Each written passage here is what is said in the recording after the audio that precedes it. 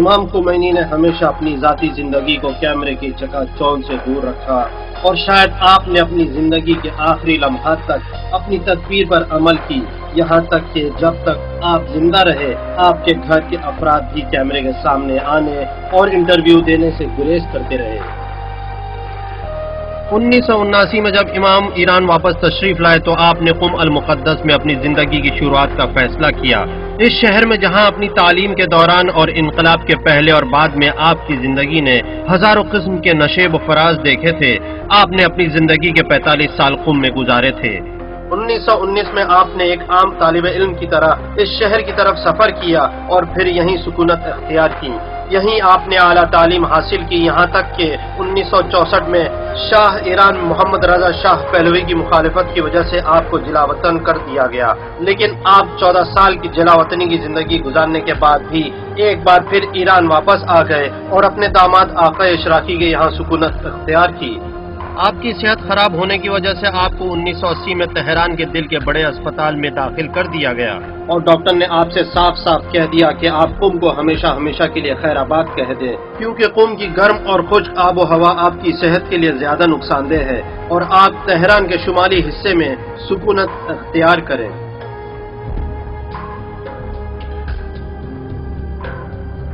شروعات میں یہی کوشش کی گئی کہ آپ شاہ ایران کے کسی ایک محل میں رہنے لگیں، کیونکہ شاہ اور اس کے حواریوں کے فرار ہونے کے بعد اس کے محل ابھی تک خالی پڑے تھے۔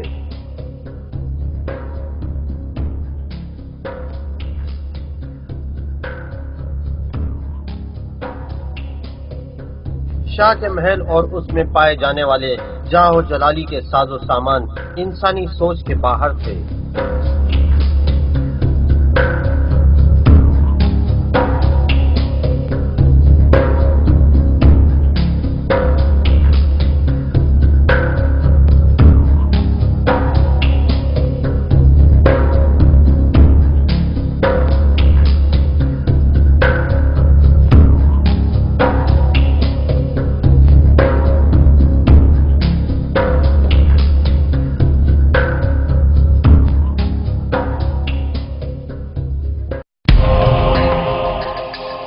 امام نے شاہ کے کسی محل میں رہنا پسند نہیں فرمایا اور اپنے دفتر والوں سے تہران کے کسی محلے میں معمولی سا گھر تلاش کرنے کے لیے کہہ دیا۔ اس درمیان آپ دربند اسٹریٹ کے ایک اپارٹمنٹ میں تقریباً 2 مہینے تک رہتے رہے تاکہ جیسا گھر کی آپ کو تلاش تھی وہ مل جائے۔ کیونکہ مرحوم آقا احمد خمینی کے پہلے ہی سے امام جمارانی کے ساتھ تعلقات تھے اور امام جمارانی جو حاج احمد آغا کے دوست بھی تھے، تجویز پیش کی کہ ہمارا جماران والا گھر حاضر ہے اور میرا اپنا گھر بھی امام کے اختیار میں ہے، لیکن اس وقت تک طے نہیں تھا کہ امام کب تک تہران میں قیام کریں گے۔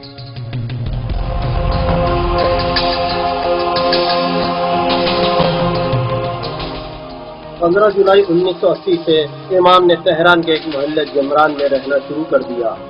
اس وقت آپ کی عمر 78 برس تھی۔ آپ مسلسل یہی رہنے لگے، باہر آنا جانا بالکل بند کر دیا۔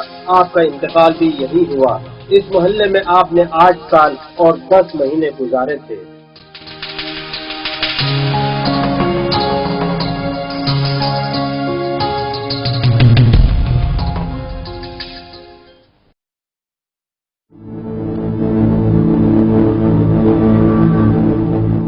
امام کے پاس اتنی بھی رقم نہیں تھی کہ آپ اپنے لیے کوئی مکان خریدتے، اس لیے آپ نے کرائے کے مکان پر ہی اکتفا کیا اور یہیں اپنی زوجہ خدیجہ خانم کے ساتھ رہنے لگے۔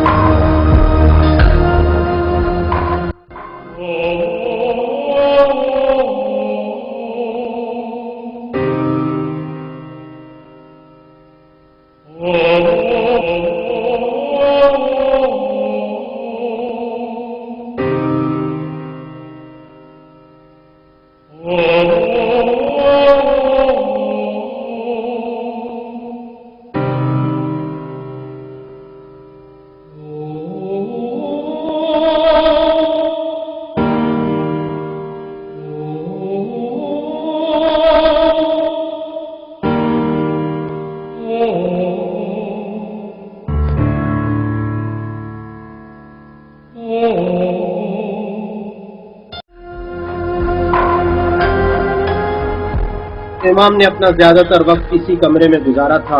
اسی کمرے میں آپ آنے والوں سے ملاقات کیا کرتے تھے اور یہیں آپ انقلاب اسلامی کی بھی نگرانی کرتے تھے. یہی وہ جگہ تھی جہاں سیاسی شخصیتوں اور حکومتی ذمہ داروں سے آپ ملاقات کیا کرتے تھے.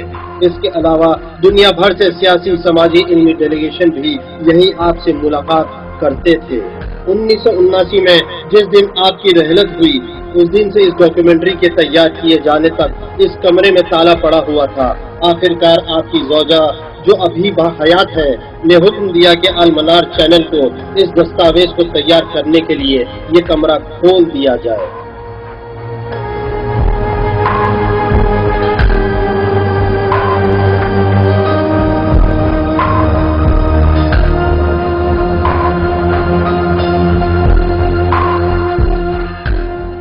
اسی گھر کو لگ کر جماران کا حسینیہ موجود ہے. یہ وہ جگہ ہے جہاں رسول اسلام کے نواسے حضرت امام حسین علیہ السلام کی عزاداری ہوتی ہے، جن کو کربلا میں شہید کر دیا گیا تھا. ایران میں ایک طریقہ یہ بھی رائج ہے کہ عزائے حسین کے علاوہ عمومی جلسات اور علمی نشستیں بھی منعقد ہوتی ہیں.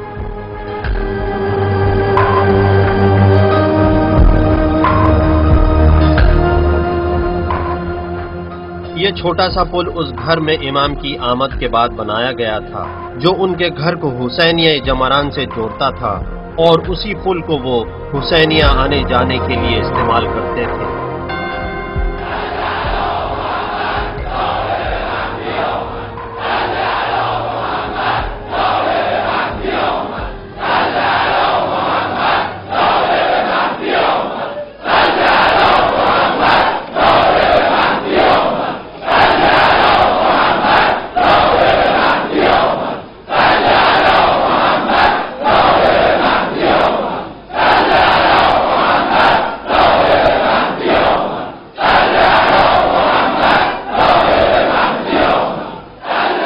اس کے علاوہ ایک اہم وجہ امام خمینی کی قیادت اور ان کی قائدانہ صلاحیتیں تھیں، کیونکہ ایسے حالات اور شرائط گزشتہ زمانے میں بھی موجود تھے.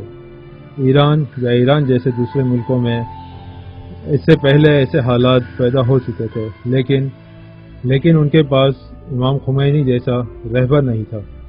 امام کی رہبری لوگوں کی اسلام طلبی اور اسلام پسندی تھی، اور شاہ کی حکومت کی اسرائیل اور امریکہ کے ساتھ میں وابستگی تھی.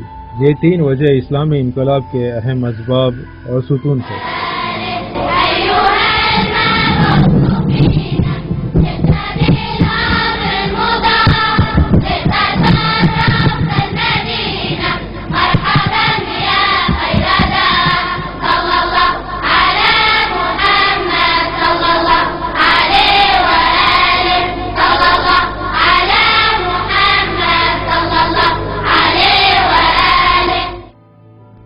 امام خمینی کی عادت تھی کہ نماز ظہر سے پہلے اپنی عمر کے مطابق ورزش کرتے تھے اور گھر کے صحن چہل قدمی کے ساتھ کچھ دوسرے امور بھی انجام دیتے تھے. اپنا چھوٹا ریڈیو بھی ساتھ رکھتے تھے جس سے مجلس کی کارروائی اور رپورٹ سنتے تھے. شاید آپ کو یقین نہ آئے کہ امام کا نظم ایک مثال تھی. یعنی اگر وہ 1:10 پر دسترخوان پر نہیں آتے تو ہم سمجھ جاتے کہ کسی مسئلے میں گھرے ہوئے. جا کر دیکھا تو پتہ چلا کہ آغا احمد ان سے سوال کر رہے تھے، ورنہ وہ ہمیشہ ٹھیک وقت پر ہی کھانا کھاتے تھے. خانمدہ بابا ہمیشہ کہتی تھی مثلا اگر امام کا معمول 10 بجے کھانا کھانے کا ہے اور کھانا اگر 15 منٹ یا آدھا گھنٹہ پہلے دے دیتے تو کہہ دیتے کہ نہیں ابھی وقت باقی ہے. اگر چاہتے کہ چائے لے جائیں، مثلا امام ظہر کے بعد چائے پئیں، تو آپ گھڑی کی طرف نظر ڈالتے اور کہتے کہ ابھی کچھ وقت باقی ہے. مزے کی بات یہ ہے کہ اگر لے بھی جاتے تو وہ چائے نہیں پیتے، کیونکہ وہ ٹھیک 4 بجے چائے پیتے تھے. اگر پہلے لے جاتے تو نہیں پیتے، اس لیے نہیں کہ ہمیں تمکین کریں بلکہ اپنے نظم کو باقی رکھتے تھے. امام جس وقت قم المقدس کے مدرسہ فیضیہ میں زیر تعلیم تھے اس وقت سے ہی اپنی عبادتوں کے لیے ایک مخصوص نظم و ضبط پر عمل پیرا تھے. مشغولیت اور 9 سال کی ذاتی بیماری بھی آپ کی عبادت کے ضابطوں میں خلل نہیں ڈالتی تھی. امام کی سب سے اہم صفت ان کی قرآن سے محبت ہے. شاید آپ کے لیے باعث تعجب ہوگا کہ امام ہم روز 7 مرتبہ قرآن کی تلاوت کرتے تھے، اور ایک قول کے مطابق امام روزانہ قرآن کے 3 پاروں کی تلاوت کرتے تھے۔ آپ نماز صبح سے پہلے اور بعد میں قرآن پڑھتے، صبح 9 بجے قرآن پڑھتے، نماز ظہر سے پہلے اور ظہر کے بعد قرآن پڑھتے تھے، نماز مغرب سے پہلے اور بعد میں قرآن پڑھتے، 7 مرتبہ۔ امام گریا کرتے تھے لیکن لوگوں کے سامنے نہیں۔ امام کا گریا رات کی تاریکیوں میں ہوتا تھا۔ امام ہر رات اذان صبح سے 2 گھنٹہ پہلے بیدار ہوتے تھے۔ جوانی سے ہی ایسے تھے۔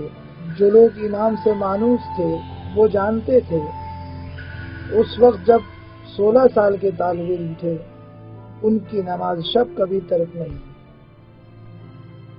میں نے خود دیکھا ہے کہ امام نماز شب میں بہت گریا کرتے تھے، یعنی امام کی حالت ایسی ہوتی تھی کہ نماز شب میں اکثر اتنی شدت سے گریا کرتے تھے کہ آنسو صاف کرنے کے لیے ٹیشو پیپر کافی نہیں ہوتا تھا، اس لیے ان کے نزدیک تولیہ رکھ دیا گیا۔ اس سے فطری طور پر ہم متاثر ہوتے تھے۔ اون که فهمیده است که یک طرف دیگری هم هست، فهمیده است که این دنیا معبر است برای اون عالم، اون دیگه خوف ندارد، آرزوش این است که به مقصدش برسد.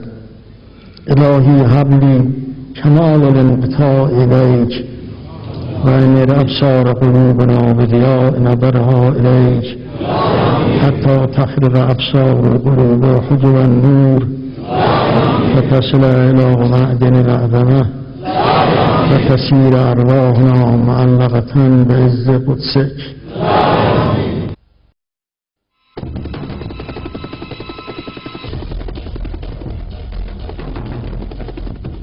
ایران عراق جنگ کے دوران ایران انٹیلیجنس بیورو کو اطلاع ملی کہ عراق کا ارادہ ہے کہ جامران اور امام کے گھر پر بمباری کر دی جائے۔ امام کو خبر دی کہ ہمارے پاس صحیح اطلاعات ہیں، ان کا منصوبہ ہے کہ آج یہاں بمباری کریں، لہٰذا آپ اس جگہ کو چھوڑ دیجیے۔ امام خود کو عوام سے الگ نہیں سمجھتے تھے، فرمایا کہ میں جماران کو چھوڑ دوں اور جماران کے لوگ بم کا شکار بنے، ہرگز نہیں ہو سکتا۔ امام کے لیے ایک کمرہ تیار کیا گیا تاکہ بم سے بچایا جائے۔ امام اپنی زندگی کے آخری لمحے تک اس کمرے میں داخل نہیں ہوئے۔ جب اس جگہ کو چھوڑنے کی تجویز رکھی گئی تو آپ نے صاف طور پر کہہ دیا کہ میں یہاں سے نہیں جاؤں گا، میں بھی جماران کے لوگوں کی طرح ہوں اور میں اپنے فوجی بھائیوں کی طرح ہوں، اگر میرے لیے کوئی خطرہ ہے تو ان کے لیے بھی ہے۔ اس وقت پر جیسے کہ مجھے بخوبی یاد ہے، جب ہم نے امام کو مشورہ دیا، امام کوئی غزل لکھ رہے تھے، ہاتھ میں چھوٹا سا کاغذ تھا جس پر غزل کے اشعار لکھ رہے تھے، جس کا مضمون کچھ یوں تھا کہ ہمیں اس دنیا سے جانا ہے اور اس میں کوئی بات نہیں اور امام پر کوئی اثر نہیں ہے۔ امام خمینی کے عرفان کو ان کے فارسی میں لکھے ہوئے اشعار میں تلاش کیا جا سکتا ہے۔ ان کے اشعار کا ایک دیوان بھی ہے جس میں ان کے تمام اشعار جمع کیے گئے ہیں۔ ان کی شاعری کی خصوصیت یہ ہے کہ ان کے تمام اشعار عرفانی ہیں، لیکن لوگوں نے امام کو ایک عارف شاعر کے عنوان سے نہیں پہچانا ہے۔ امام ایک عرفانی شاعر کے بجائے انقلابی شخصیت کے عنوان سے معروف ہیں۔ امام اس عنوان سے معروف ہیں کہ انہوں نے 2500 سالہ شہنشاہی حکومت کو اکھاڑ پھینک دیا۔ وہ انقلابی اسلامی کے رہبر و قائد کی حیثیت سے جانے جاتے ہیں۔ امام کے اشعار سہل اور آسان نہیں ہیں، ان کے اشعار مشکل ہیں اور حافظ شاعر شیرازی کے اشعار کے طرز پر ہیں، جو ایران کے مشہور عرفانی شاعر تھے۔ امام نے اپنے ایک شعر میں فرمایا: پروانه شمع رخ زیبای توام، دل باخته قامت رعنای توام، آشفته ام از فراقت ای دلبر حسن، فراشة شمع وجهك یا صبیحی، رشیق قوامك الممشوق بوحی، فراق جمالك القدسي موج غدا في جزره، فضاح روحي. امام اپنے خالق کی طرف متوجہ ہے اور فرما رہے ہیں، اے خالق، میں پروانہ وار تیرے رخ حسین کا طواف کر رہا ہوں. عرفانی اشعار میں یہ ایک نہایت خوبصورت اور حسین تشبیہ ہے. یہ ایک بہت عمدہ تمثیل ہے، کیونکہ پروانے کی ہمیشہ یہ کوشش رہتی ہے کہ شمع یعنی نور کے مرکز کے ارد گرد گھومتا رہے اور اس قدر چکر لگاتا ہے کہ اس کے پر جل جاتے ہیں، اور یہ فنا فی اللہ اور عشق خدا میں خلوص.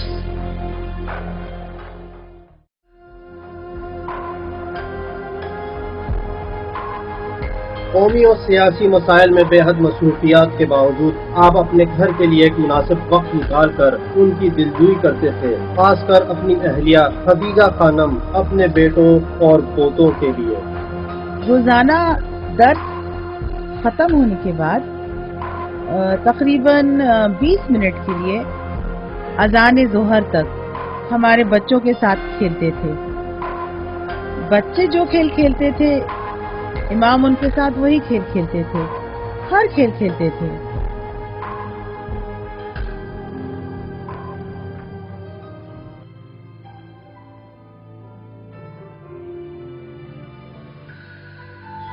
ہماری والدہ ہمیشہ امام کے شانہ بشانہ تھی، اور میں ہمیشہ امام سے سن چکی ہوں کہ میں تمہاری ماں کا احسان مند ہوں. میں نے ہمیشہ امام کو یہ کہتے ہوئے سنا ہے کہ میں تمہاری ماں کا احسان مند ہوں، اور ہمیشہ ہماری والدہ کے بارے میں ہم لوگوں کو نصیحتیں کرتے رہتے تھے. یہاں تک کہ جب ہم گھر پہنچنے کے بعد پہلے امام کی خدمت میں جاتے تھے، امام فرماتے والدہ کیسی ہیں، یعنی مطلب یہ ہوتا تھا کہ پہلے تم اپنی والدہ سے جا کر ملاقات کرو. اور ہم لوگوں سے کہتے تھے کہ تم لوگ والدہ سے ملاقات کے بعد اگر میرے پاس ملنے نہیں آؤ گے مجھے برا نہیں لگے گا، لیکن اپنی والدہ سے ضرور ملاقات کیا کرو. البتہ ایسا نہیں ہے کہ دونوں کافی دور رہتے تھے، بلکہ الگ الگ کمروں میں رہتے تھے. حقیقت میں یہ بات میں کہہ رہی ہوں کہ آپ نے کبھی بھی مرد اور عورت میں کوئی فرق نہیں کیا. میں خود ان کی بیٹی ہوں، بڑے بھائی مجھ سے 10 سال بڑے ہیں، لیکن کبھی بھی یہ دیکھنے میں نہیں آیا کہ امام نے ہم دونوں کے درمیان کسی طرح کا کوئی فرق رکھا ہو یا ان کی وجہ سے مجھے ڈانٹا ہو. کبھی بھی اس طرح کی کوئی چیز دیکھنے میں نہیں آئی. امام کی نظر میں گھر اور گھر والوں کے درمیان بچوں اور بچیوں میں کسی طرح کا کوئی فرق نہیں تھا، اور ان کی بیوی کافی احترام کی حامل تھی کہ آج بھی جب امام کی وفات کو 13-14 سال گزر چکے ہیں، لیکن خاندان میں ان کی بزرگی اپنی جگہ برقرار ہے. سب ان کا احترام کرتے ہیں. البته باید توجه داشته باشید که حجابی که اسلام قرار داده است برای حفظ اون ارزش‌های شماست.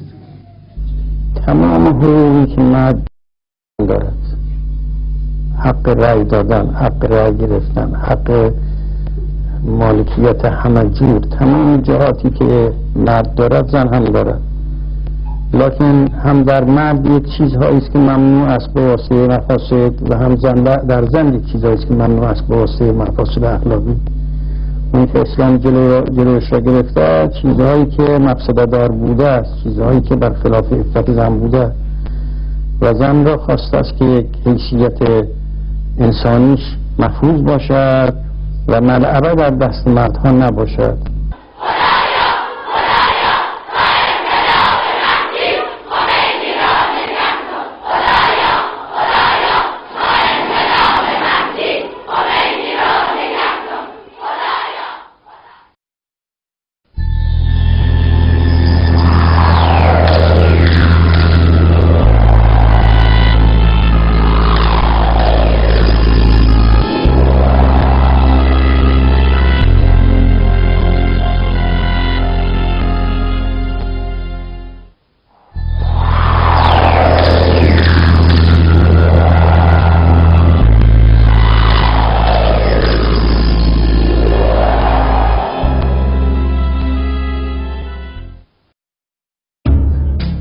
امام خمینی کی طرف سے قرارداد کو قبول کرنے کے 1 سال بعد ساری دنیا کے ٹی وی چینلز نے امام کی طرف سے سوویت یونین کے لیے روانہ شدہ ایک اعلیٰ سطحی وفد کے متعلق خبریں نشر کرنا شروع کر دی۔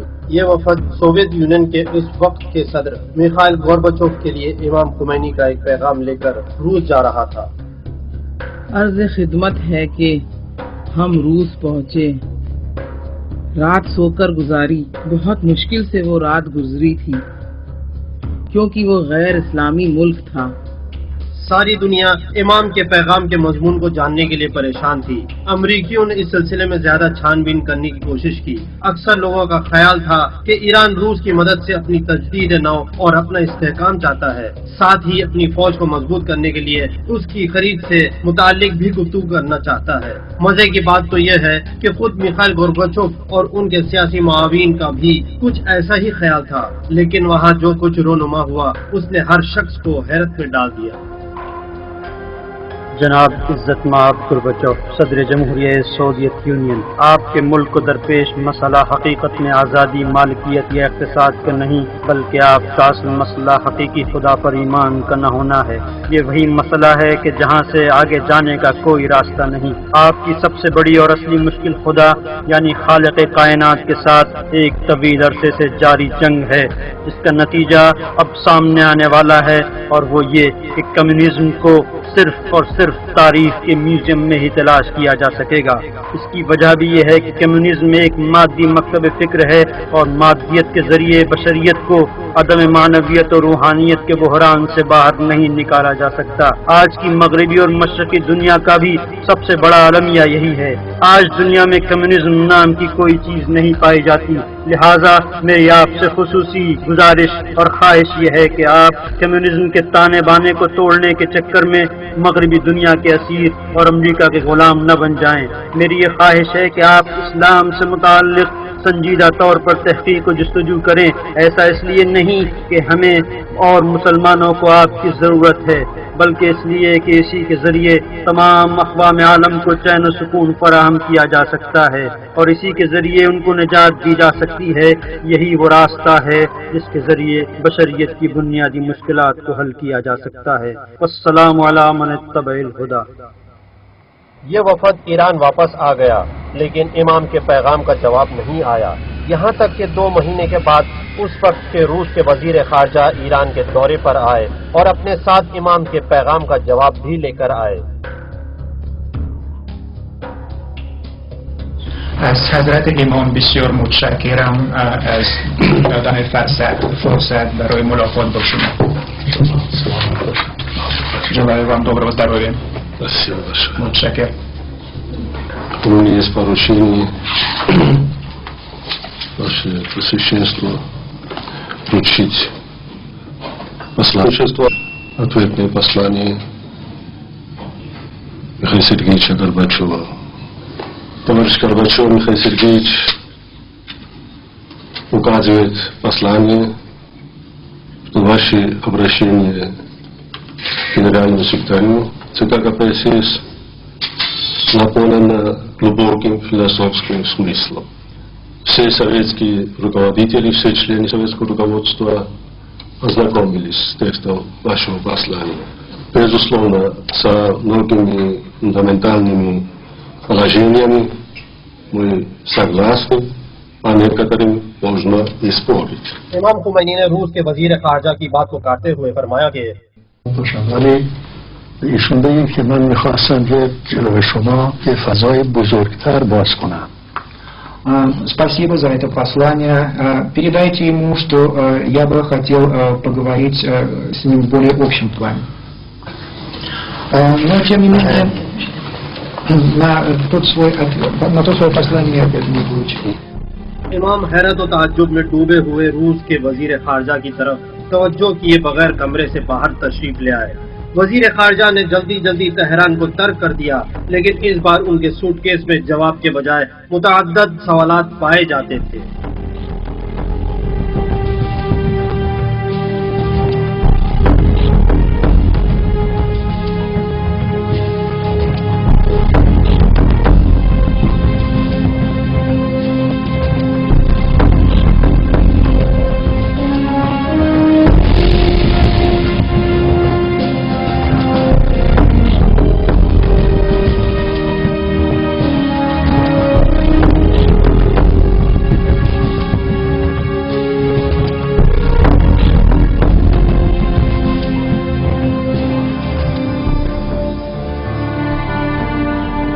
امام کے گورباچوف کے نام خط نے روس کی فکری طبقے پر اپنا بہت گہرا اثر چھوڑا، جس کے نتیجے میں روس کے مختلف مکاتب فکر کے درمیان ایک وسیع، عمیق اور فلسفی تبادلہ خیال اور گفتگو کا ایک طویل سلسلہ شروع ہو گیا۔ لیکن ابھی کچھ ہفتے بھی نہیں گزرے تھے، ایک برطانیہ کے قلم کار سلمان رشدی نے مسلمان کے عقائد پر براہ راست حملہ اور رسول کی اہانت پر مشتمل اپنی کتاب تحریر کر کے ساری دنیا کے سنجیدہ اور فکری طبقے کے افراد کو حیرت و تعجب میں غرق کر دیا۔ اس نے اپنی کتاب کا نام بھی شیطانی آیات رکھا تھا۔ امام جب کہیں دیکھتے کہ اصل اسلام اور اصل نبوت کو کوئی خطرہ پیش ہوتا تو ذرا بھی رعایت کے قائل نہ تھے، چاہے شاہ کی سلطنت کے خلاف ہو یا دنیا کے خلاف۔ جب امام کی خدمت میں کتاب کو لایا اور آپ نے پیغمبر کی شان میں گستاخی کو دیکھا تو آپ فوراً سمجھ گئے یہ ایک نئے آنے والے طوفان کا پیش خیمہ ہے، لہذا آپ نے فوراً ایک محکم فتویٰ صادر کیا۔ اس قسم کے موقع پر امام ذرا بھی سوچتے نہیں تھے کہ بعد کی کتنی مشکلات کا سامنا کرنا پڑے گا۔ تنهایی بدون این چه وحشت میکند خدا نخواسته بیاد اینجا و به خدا جسارت بکنه، این به جنگ مسلمین بر نخواسته. اگر به خدا صبر کند، به رسول خدا صبر کند، این به جنگ مسلمین بر نخواسته. انا للہ و انا الیہ راجعون۔ میں تمام غیور مسلمانوں کو مخاطب کرتے ہوئے کہہ رہا ہوں کہ شیطانی آیات نامی کتاب کو تحریر کرنے والا، اس کو فراہم کرنے والا، اس کی نشر و اشاعت کرنے والا رسول اور اسلام کا دشمن ہے۔ ساتھ ہی اس کتاب کے مضمون سے آگاہ ہونے کے باوجود بھی جن لوگوں نے اس کتاب کو شائع کیا وہ واجب القتل ہیں۔ تمام مسلمانوں کے لیے یہ میرا حکم ہے کہ جہاں کہیں بھی ان لوگوں کو پائیں، ان کے واجب القتل ہونے پر عمل کرتے ہوئے انہیں کیفر کردار تک پہنچائیں، تاکہ آئندہ کوئی مسلمانوں کے خلاف اس قسم کے اقدامات کی جرأت نہ کر سکے۔ اگر اس سلسلے میں کوئی قتل کر دیا جائے تو انشاءاللہ شہید شمار کیا جائے گا۔ والسلام علیکم ورحمۃ اللہ۔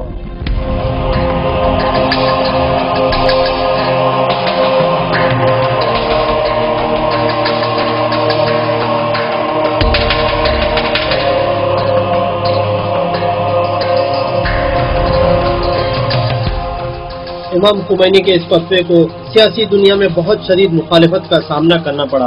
مغربی دنیا نے حکومتی سطح پر اس قدر دباؤ ڈالا کہ تہران سے اپنے سفیروں کو واپس بلا لیا تاکہ امام فتویٰ واپس لے لیں۔ دوسری طرف سلمان رشدی کو ہاتھوں ہاتھ دیا گیا اور مغرب نے اس کی خوب آؤ بھگت کی۔ One of the things I have tried to say throughout this time is that it's not only I who am the target, and that in many ways I am the best protected target because I am the one who has state police looking after me, etc. But if you look at the appalling fatwa of Khomeini, which includes publishers and translators and booksellers, etc., then literally there are not just hundreds but actually thousands of people who are not just theoretical targets but actual targets, as we've seen in the case of 2 translators and now Villian. This is not a theoretical problem. It's not a problem of just one person. It's a problem of a terrorist state which attacks in this incredible way anybody who it happens to disagree with.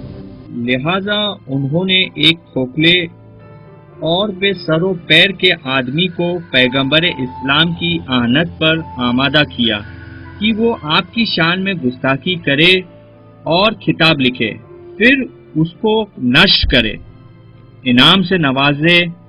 اب ہر مغربی حکومت بغیر سوچے سمجھے اس انسان کو دعوت دیتی آئی ہے اور اسے انعام سے نوازا جاتا ہے۔ وہ سفرا جو امام کے فتوے پر احتجاج کے بطور تہران چھوڑ کر چلے گئے تھے، وہ فتویٰ صادر ہونے کے 30 دن بعد 20 مارچ 1989 کو ہی تہران واپس آ گئے، وہ بھی کسی رپورٹ کے بغیر۔ الان میتواند یه سفارتخانه، هر سفارتخانه میخواد باشد، میتواند که به حکومت ما، به دولت ما یه چیز تحمیل کند؟ پس ما منزوی نیستیم. شما خیال میکنید منزوی هستیم. منزوی به اون معنایی که شما میخواید نباشیم، این معناش است که ما وابسته باشیم و تا آخر غلام حلقه گوش باشیم.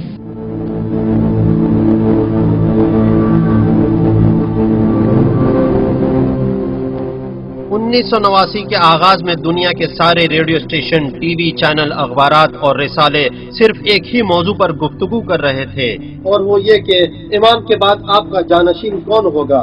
اور یہ وہ زمانہ تھا جب اس وقت کے رہبر کے قائم مقام جناب منتظری کئی بار اپنا استعفیٰ پیش کر چکے تھے. جناب منتظری پہلے دن سے ہی رہبریت کے لیے ایک امیدوار نہیں تھے. خود انہوں نے اظہار کیا تھا کہ ضروری نہیں کہ مجلس خبرگاں مجھے انتخاب کرے. مجلس خبرگاں کو ایک خط لکھا اور 3-4 نکات کی طرف اشارہ کیا تھا. مجلس خبرگان رہبریت کے سلسلے کی پہلی خبرگان، نہ کہ قانونی اساسی کی خبرگان. ان کا نظریہ یہ تھا کہ ذمہ داری کی تعین ہونی چاہیے، اور جب یہ ہو گیا تو کہا گیا کہ اس مسئلے کو پوشیدہ رکھا جائے، کسے بتائے نہیں. شاید یہ قانون نہیں تھا، کیونکہ قانون میں رہبری کے جانشین کے لیے کوئی خانہ ہی نہیں تھا، قانون اساسی میں بھی نہیں تھا. 1983 میں مجلس خبرگان نے جناب منتظری کو امام کے جانشین کے عنوان سے منتخب کر لیا. لیکن 1986 میں تحریک آزادی کے سربراہ مہدی ہاشمی کی گرفتاری کی وجہ سے اختلافات رونما ہو گئے. مہدی ہاشمی پر بہت سے الزام لگے، جیسے قتل، اغوا اور غیر قانونی سرگرمیوں میں عمل دخل، اور ان میں بہت کچھ پوشیدہ رہ گیا جو میڈیا میں نہیں آ سکا، جس میں مہدی ہاشمی کا پڑوسی ملکوں میں مختلف سرگرمیوں میں بڑھ چڑھ کر حصہ لینا، جس کا ایران کو بہت بڑا حساب چکانا پڑا. ایران میں مہدی ہاشمی کی سرگرمیوں سے پردہ اٹھنے کے بعد جو چیز دوسرے ملکوں کے ہاتھ لگی وہ کچھ اور ہی تھی جو بعد میں سامنے آئی.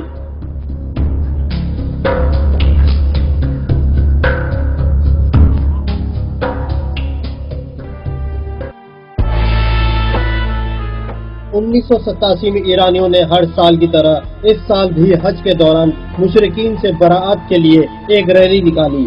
اس ریلی کو ایران اور دیگر ممالک کے مختلف اقوام و ملل کے حاجیوں نے برپا کیا تھا. جب 1,50,000 حاجی مکے کی سڑکوں پر آگے بڑھ رہے تھے اور امریکہ اور اسرائیل کے خلاف نعرے لگا رہے تھے، سعودی فوجیوں اور پولیس نے ان پر گولیاں برسانا شروع کر دیا، جس کے نتیجے میں ایران، لبنان، فلسطین، پاکستان، عراق اور دوسرے ممالک سے 400 سے زیادہ حاجی قتل کر دیے گئے اور 5,000 سے زیادہ زخمی ہو گئے تھے. ساتھ ہی پہلے سے طے شدہ پروگرام کے مطابق بہت سے حاجیوں کو گرفتار کر لیا گیا. قتل ہونے والوں میں زیادہ تر بوڑھے تھے جو بھاگ نہیں سکتے تھے، یا وہ بے بس عورتیں تھیں جو جائے امن تلاش نہیں کر سکتی تھی.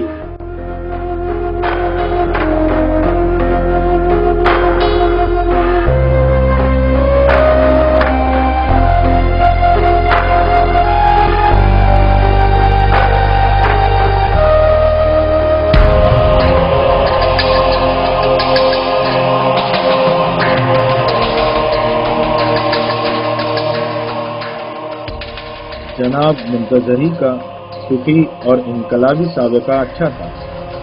ان کی فقہی، انقلابی اور عوامی فیلڈ بہت اچھی تھی.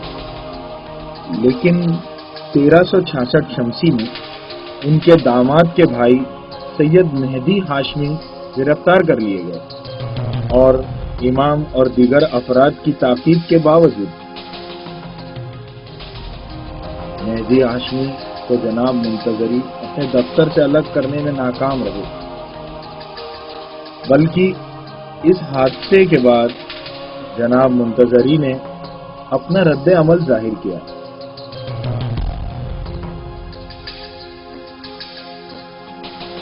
اپنے درس کو بند کر دیا اور ملاقات کرنا بند کر دیا.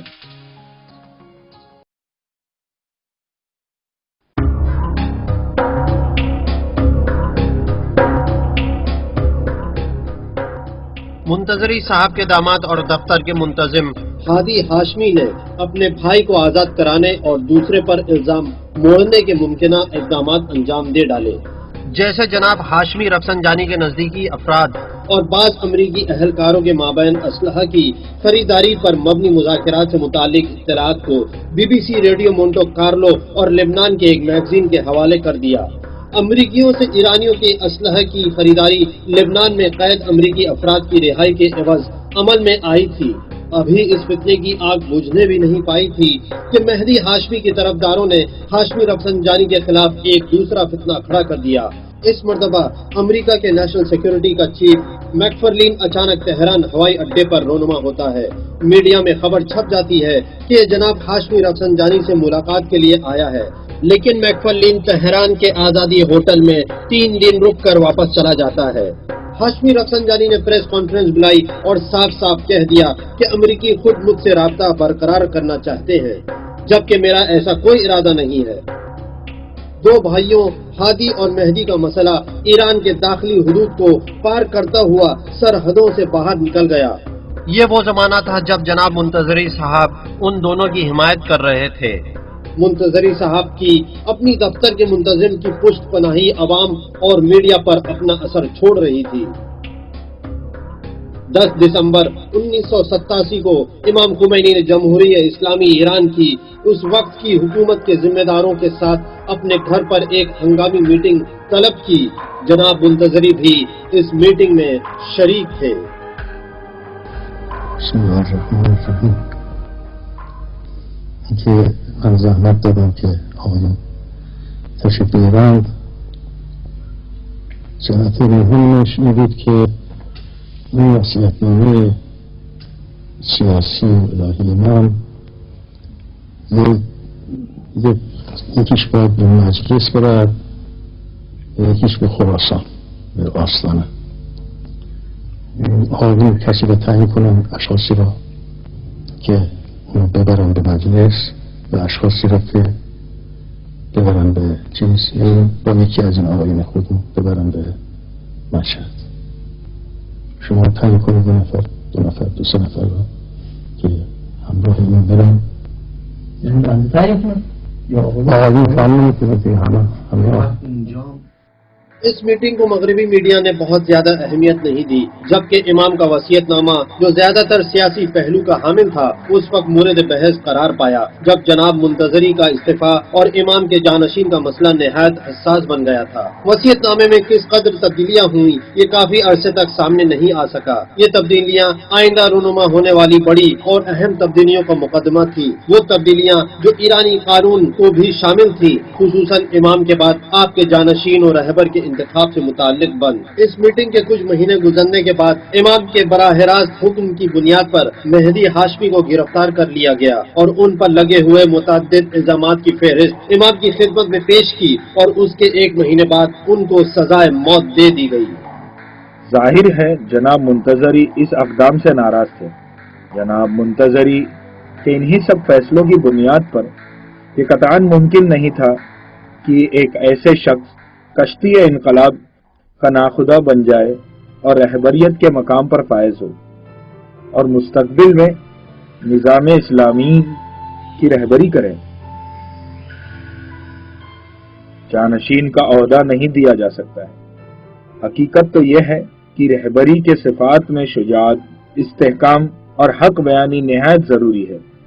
منتظری صاحب نے جو امام خمینی کے جانشین تھے اپنے رہبر کو خط لکھ کر سزائے موت پر عمل درآمد کو روک دینے کا مطالبہ کیا اور انہوں نے اپنے خط میں قانون اور عدالتی احکامات کے متعلق بے توجہی اور لا علمی پر اپنا اعتراض جتایا اور کہا کہ یہ انتقامی کارروائی کے سوا کچھ اور نہیں ہے۔ و ما امروز قضیه شخصی نیست که یک کسی معصیت خدا را میکند و معاقب است. این به اندازه شخصیت خودش و به اندازه حال خودش معاقبه.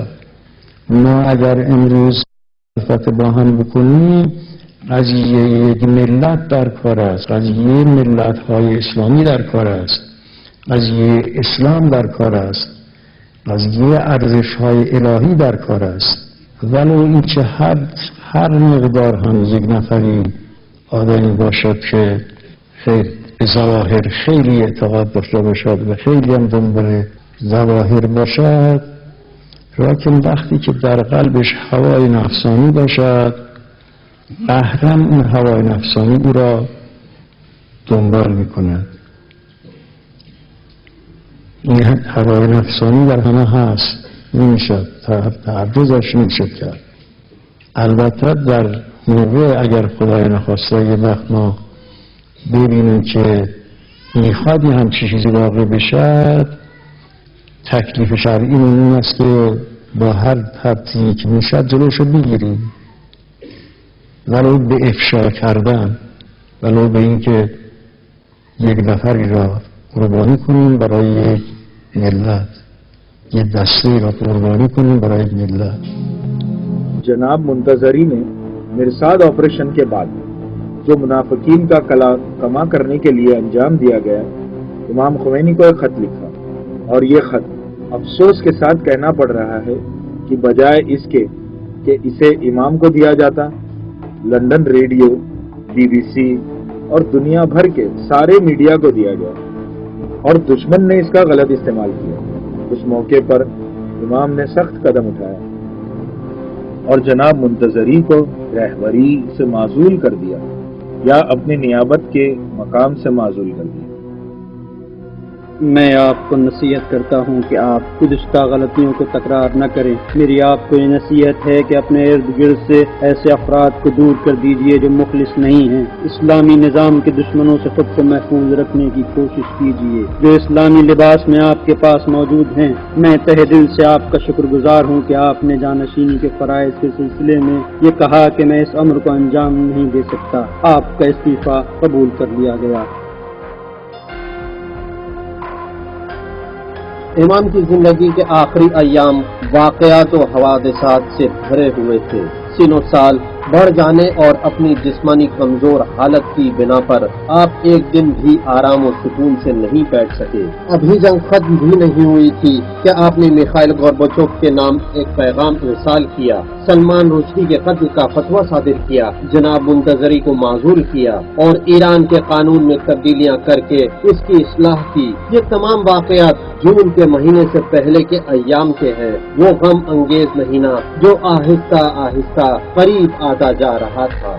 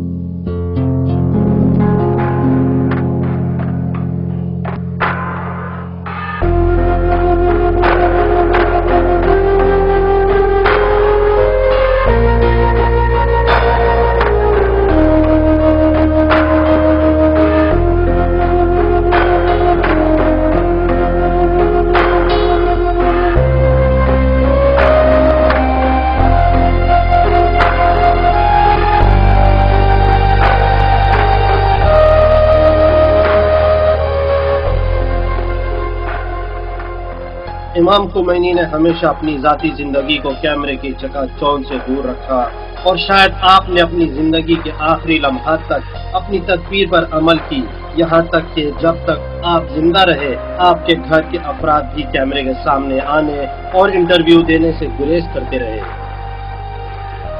1979 میں جب امام میں پائے جانے والے جاہ و جلالی کے ساز و سامان انسانی سوچ کے باہر تھے۔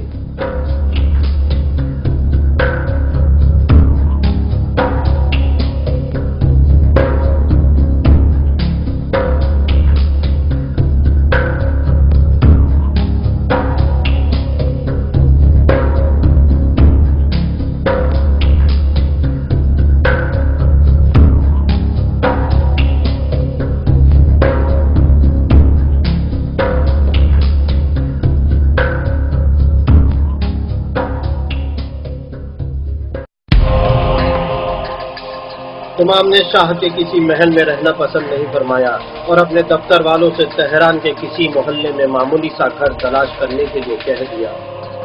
اس درمیان آپ دربند اسٹریٹ کے ایک اپارٹمنٹ میں تقریباً 2 مہینے تک رہتے رہے تاکہ جیسا گھر کی آپ کو تلاش تھی وہ مل جائے۔ کیونکہ مرحوم آقا احمد خمینی کے پہلے ہی سے امام جمارانی کے ساتھ تعلقات تھے اور امام جمارانی جو حاج احمد آغا کے دوست بھی تھے، تجویز پیش کی کہ ہمارا جماران والا گھر حاضر ہے اور میرا اپنا گھر بھی امام کے اختیار میں ہے، لیکن اس وقت تک طے نہیں تھا کہ امام کب تک تہران میں قیام کریں گے۔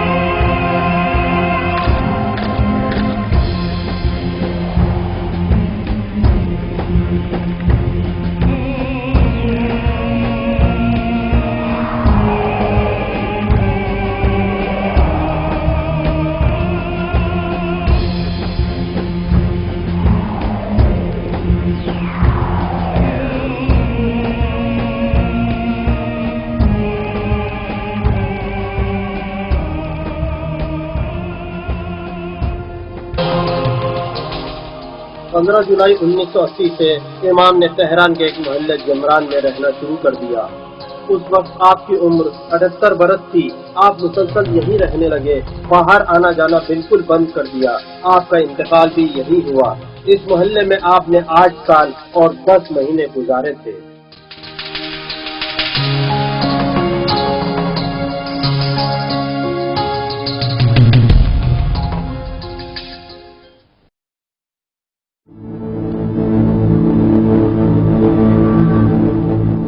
امام کے پاس اتنی بھی رقم نہیں تھی کہ آپ اپنے لیے کوئی مکان خریدتے، اس لیے آپ نے کرائے کے مکان پر ہی اکتفا کیا اور یہیں اپنی زوجہ خدیجہ خانم کے ساتھ رہنے لگے۔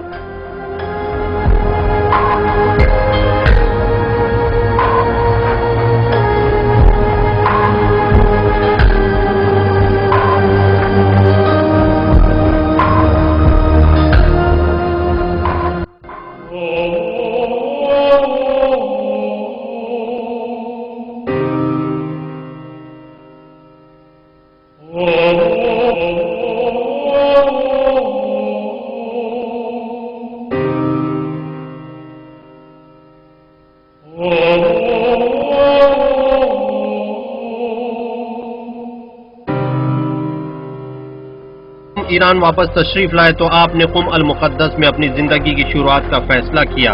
اس شہر میں جہاں اپنی تعلیم کے دوران اور انقلاب کے پہلے اور بعد میں آپ کی زندگی نے ہزاروں قسم کے نشیب و فراز دیکھے تھے، آپ نے اپنی زندگی کے 45 سال قم میں گزارے تھے۔ 1919 میں آپ نے ایک عام طالب علم کی طرح اس شہر کی طرف سفر کیا اور پھر یہیں سکونت اختیار کی۔ یہیں آپ نے اعلیٰ تعلیم حاصل کی، یہاں تک کہ 1964 میں شاہ ایران محمد رضا شاہ پہلوی کی مخالفت کی وجہ سے آپ کو جلا وطن کر دیا گیا، لیکن آپ 14 سال کی جلا وطنی کی زندگی گزارنے کے بعد بھی ایک بار پھر ایران واپس آ گئے اور اپنے داماد آقا اشراقی کے یہاں سکونت اختیار کی۔ آپ کی صحت خراب ہونے کی وجہ سے آپ کو 1980 میں تہران کے دل کے بڑے اسپتال میں داخل کر دیا گیا اور ڈاکٹر نے آپ سے صاف صاف کہہ دیا کہ آپ قم کو ہمیشہ ہمیشہ کے لیے خیر آباد کہہ دیں، کیونکہ قم کی گرم اور خشک آب و ہوا آپ کی صحت کے لیے زیادہ نقصان دہ ہے اور آپ تہران کے شمالی حصے میں سکونت اختیار کریں۔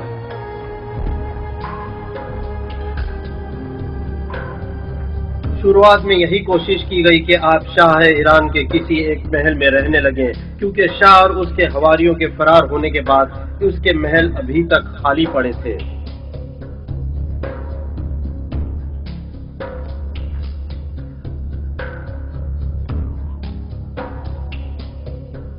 شاہ کے محل اور